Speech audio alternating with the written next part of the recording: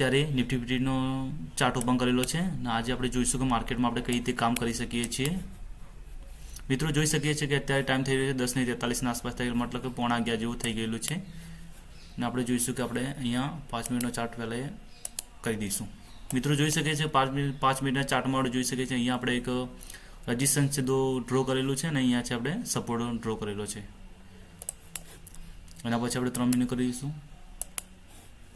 3 મિનિટની મિત્રો વાત કરવામાં આવે તો અહીંયા એક સ્વિંગ બનેલો છે અને એક અહીંયા સ્વિંગ બનેલો છે। એના પછી અંદર આપણે જોઈ શકીએ છીએ કે આ રજિસ્ટરના સપોર્ટના અંદર આપણે એક નાના જે સ્વિંગ બનેલા છે, નાના સ્વિંગમાં આપણે મિત્રો કામ કરવા જઈશું તો એમાં શું ટ્રેપ થવાની પણ સંભાવના હોય છે, એટલા માટે એટલે રિસ્કી ટ્રેડરો અહીંયા આપણે એન્ટ્રી કરી શકીએ છીએ।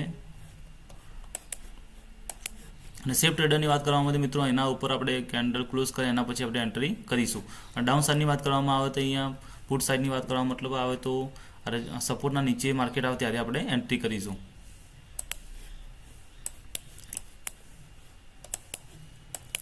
અહીંયા આપણે જોઈ શકીએ છીએ કે એક કોલનું આપણે પ્રીમિયમ ઓપન કરેલું છે ને એક પુટનું પ્રીમિયમ આપણે ઓપન કરેલું છે।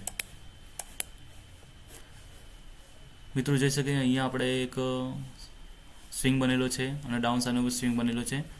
કોલ સાઇડની વાત કરવામાં આવે તો 23,300નું આપણે કોલ સાઇડનું પ્રીમિયમ ઓપન કરેલું છે અને પુટ સાઇડની વાત કરવામાં આવે તો 23,100નું આપણે પ્રીમિયમ ઓપન કરેલું છે।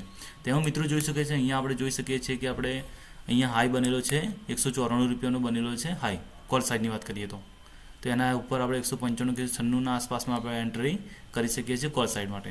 અને પુટ સાઇડની મિત્રો વાત કરવામાં આવે તો 187 રૂપિયાનું હાઈ બનેલું છે, એટલે મતલબ કે 188 190 રૂપિયા કે 191 રૂપિયાના આપણે આસપાસમાં આપણે એન્ટ્રી પુટ સાઇડ માટે કરી શકીએ છીએ આપણે સ્વિંગ કોન્સેપ્ટના આધારે।